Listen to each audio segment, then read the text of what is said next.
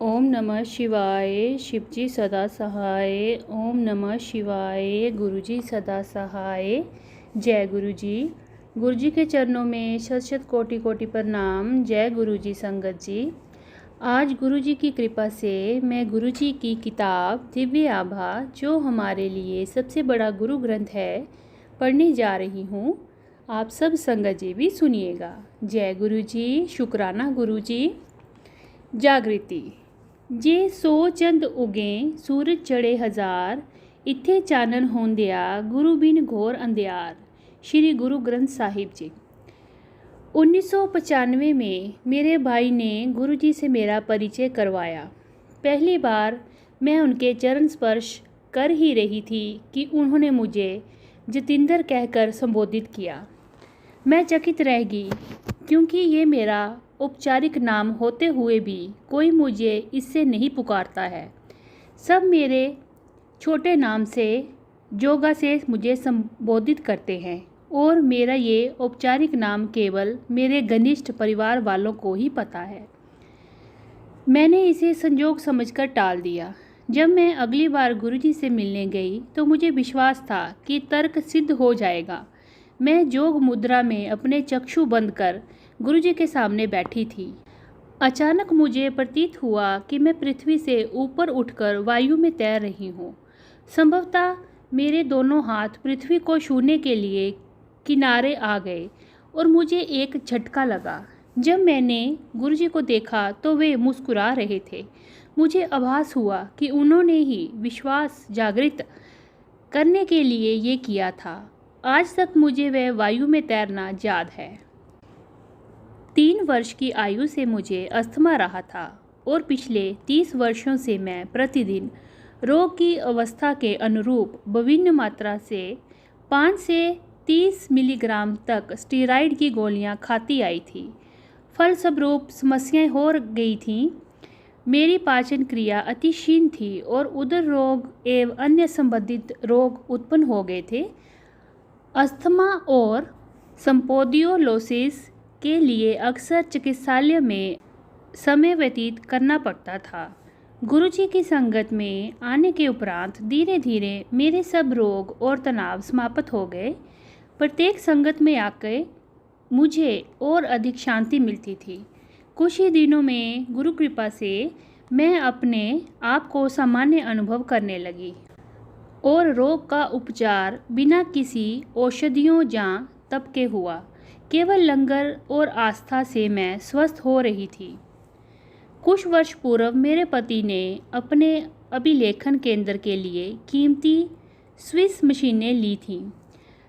व्यवसाय में अड़चनें थीं और मशीनों की अति आवश्यकता थी, पर व्यावसायिक ध्वनि केंद्र के लिए उन्हें आयात करने में बहुत अधिक और जटिल नियम थे।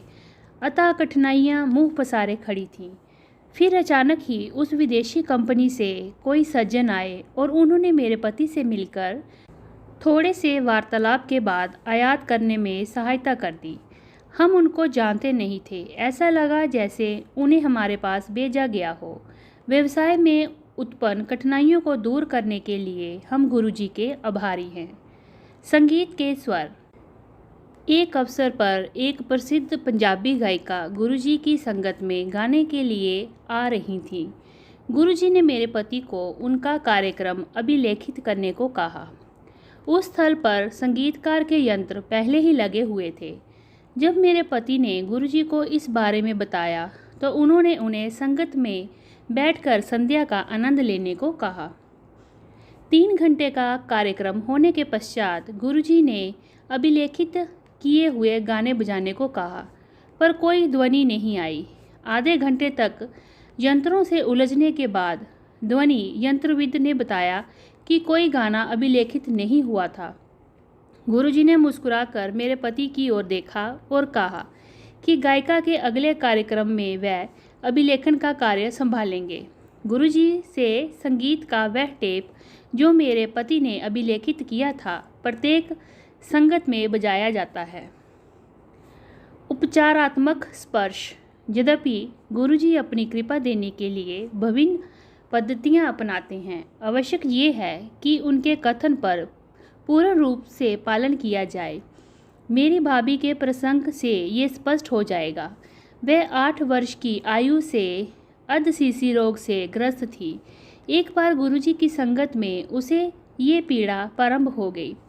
लंगर होने के समय गुरुजी ने उसे 2 चपातियाँ दीं। उसने वह साहस करके खा ली। उसके बाद गुरुजी ने उसे 2 चपातियाँ और दीं। उसमें से उसने एक खाई और दूसरी अपने बैग में छिपा ली। शीघ्र ही उसका दर्द कम होने लगा। जब वह अगली बार गुरुजी के पास आई तो उसने गुरुजी से कहा कि उसकी पीड़ा प्राय समाप्त हो चुकी है, केवल 10% शेष है। गुरुजी हंसकर बोले कि यदि उसने चौथी चपाती भी खाई होती तो उसका रोग भी समाप्त हो गया होता।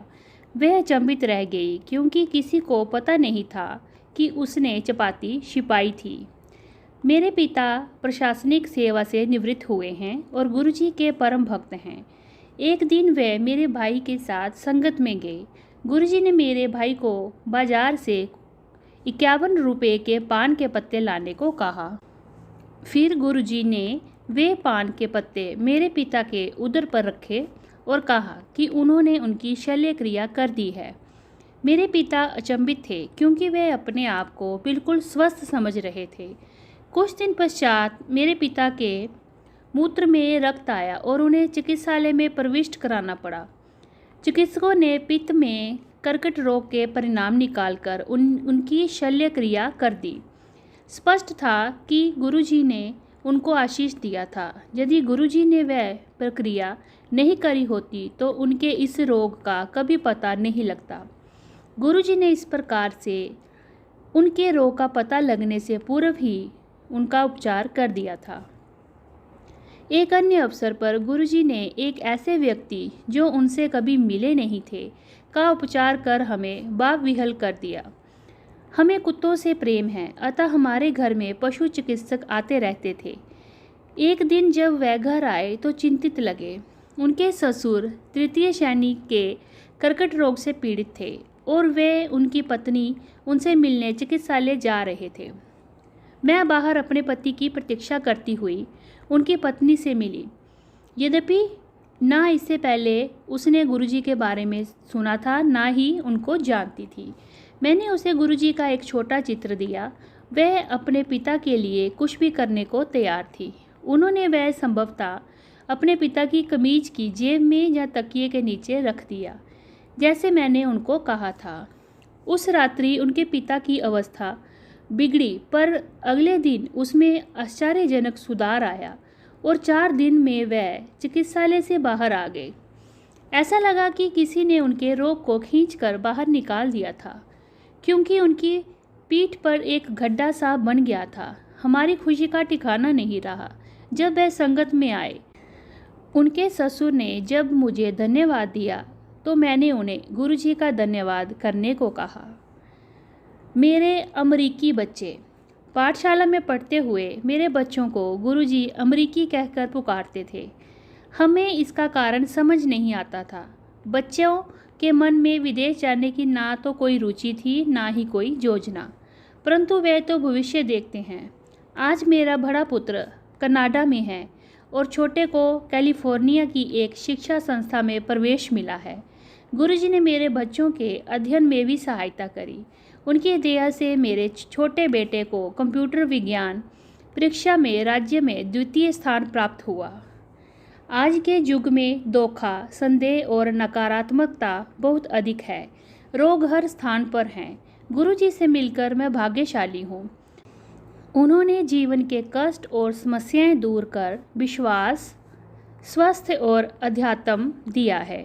इससे हम जीव और परम की अति सुंदर विधियों को समझ पाए हैं। गुरुजी के अद्भुत भाव से प्रत्येक अनुयायी को उनके समक्ष विशिष्ट होने का आभास होता है और प्रत्येक दिन उनकी कृपाओं से परिपूर्ण होता है। ये सत्संग चंडीगढ़ के श्रीमती जोगा चीमा आंटी जी का है। जय गुरुजी, शुक्राना गुरुजी। ओम नमः शिवाय, शिवजी सदा सहाय। ओम नमः शिवाय, गुरुजी सदा सहाय। जय गुरुजी, शुक्राना गुरुजी।